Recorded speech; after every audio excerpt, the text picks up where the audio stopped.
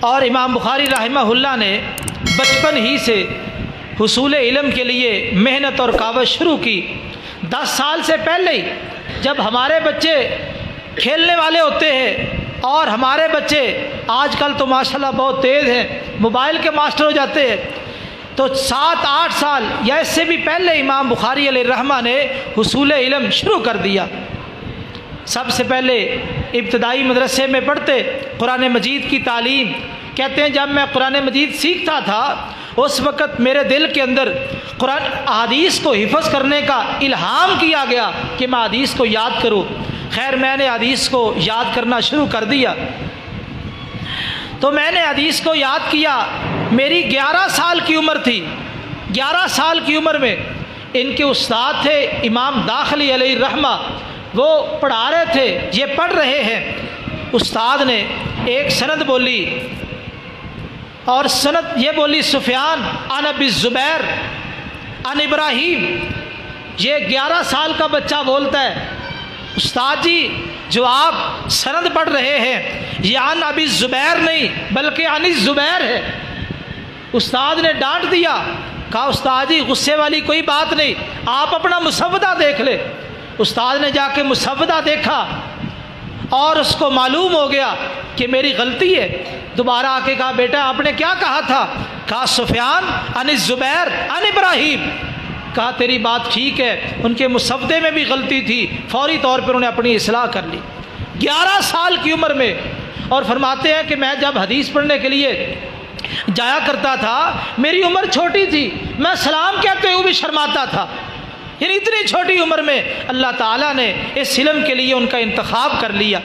خیر حافظہ بڑا کمال کا تھا۔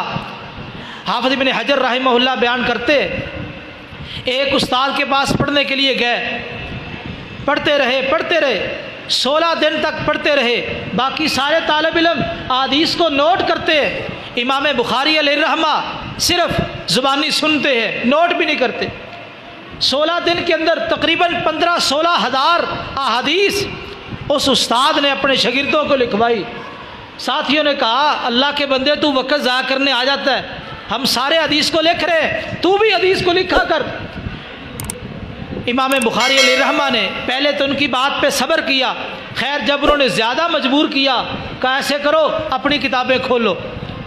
پہلے دن استاد نے جتنی حدیث پڑھائی ساری حدیث زبانی سنائی، وہ اپنی کتابیں کھول کے کاپیاں کھول کے اپنی غلطیاں درست کر رہے ہیں، حتیٰ کہ امام بخاری علیہ الرحمہ نے ایک تسلسل کے ساتھ جتنی حدیث اس استاد سے پڑھی تھی ساری کی ساری حدیث اپنے ساتھیوں کو زبانی سنا دی۔ اس قدر اللہ نے حافظہ عطا کیا تھا۔ اور حافظے کی کیا کیا مثالیں آپ کے سامنے رکھوں۔ بغداد کے اندر امام بخاری رحمہ اللہ جا رہے ہیں، بغداد کے لوگوں نے کہا کہ امام بخاری کا امتحان لیا جائے۔ امتحان کا کیا طریقہ ہے؟ ہر بندے کی نوعیت مختلف ہوتی ہے۔ انہوں نے 10 آدمی تیار کیے، ہر آدمی کو 10 احادیث دی۔ حدیث کے اندر 2 حصے ہوتے ہیں، ایک ہے سند، آدمیوں کا سلسلہ، فلاں نے فلاں سے سنا، فلاں نے فلاں سے سنا، حتیٰ کہ نبی کریم صلی اللہ علیہ وسلم تک یہ نسبت جاتی ہے۔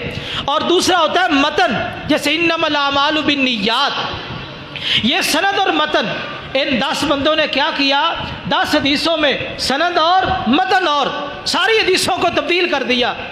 جب امام بخاری علیہ الرحمہ بصرہ میں پہنچے، بہت بڑا مجمع لگا ہے، امام بخاری علیہ الرحمہ کو اسٹیج پہ بلایا گیا۔ ایک بندہ کھڑا ہوا، اس نے پہلی حدیث پڑھی، امام صاحب سے پوچھا اتعرف، آپ اس کو پہچانتے ہیں؟ فرمایا لا نہیں۔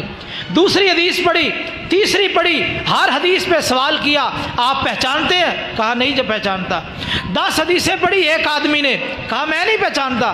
لوگوں نے کہا یہ ایسے ہی امام بڑا پھرتا ہے، اس کو تو حدیثوں کا علم نہیں ہے۔ خیر دوسرا بندہ آیا، اس نے 10 حدیثیں پیش کی، 100 حدیث پیش کی گئی۔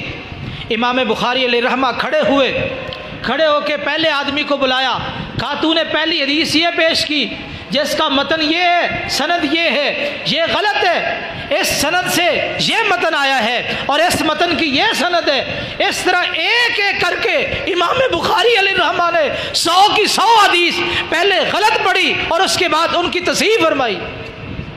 حافظ ابن حجر رحمہ اللہ اس واقعے کو نقل کرنے کے بعد لکھتے ہیں حیرانگی اس بات پہ ہے کہ امام بخاری علیہ رحمہ کو صحیح حدیث تو یاد تھی، لیکن جو حدیث انہوں نے تبدیل کی تھی وہ ایک ہی مرتبہ سنی، ایک ہی مرتبہ سننے سے بالترتیب یاد کر لی اور اسی وقت اس مجلس کے اندر بیان بھی